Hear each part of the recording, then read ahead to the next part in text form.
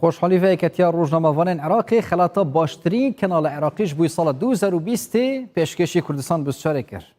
ابروش رانده که یکتیا روزنامه‌وان عراقی لقا هولیری سردان سنتر سرکی کردستان بسیار کردن و برنامه داهنان و جدایی جی پیشکشی دستگاه کردن. خلاطه باشترین کانال عراقیش بوی سال 2020 دان کردستان بسیار اوجی جبر رولا کردستان بسیار تایبت بزاو و راگهاندن و روزنامه‌وانی العراقیش بوی سال 2020 دیدی.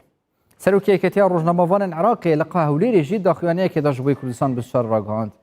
وان سردان کردستان 24 کرینه جبوی دانینا نازناو باشترین کانال عراقی جبوی سال 2020 که هلبجارتنا کانال جی بریا دنگدانا جماوری بویه. گود جی وان پرسیار درباره کانال آراسته جماوری لعراق و هرما کردستان کرینه دروی رازگویی و وگواستنا نوچه آنده.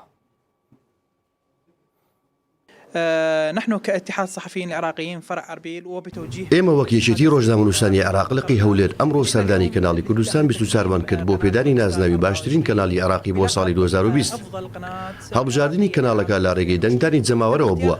پرسیارمان سەبارەت بە کەناڵەکە ئاراستەی جەماوەر کردووە لە عراق و هەرێمی کوردستاندا. لە ڕووی ڕازگۆیی و گواستنەوەی هەواڵدا کوردستان 24 لە تەواوی کۆنگرە و کۆڕەکانمان بەشداری کردووە. ئێمە وەک یەکێتی ڕۆژنامەنووسانی عراق کوردستان 24 خەڵات کرد بڕوانامەی داهێنان کە ڕازگۆیی لە گواستنەوەی هەواڵ و ڕووداوەکان لە خۆ دەگرێت کە خاوەن جەماوەری خۆیەتی. سوپاسی کەناڵی کوردستان 24 دەکەین و پیرۆزباییشان لێ دەکەین.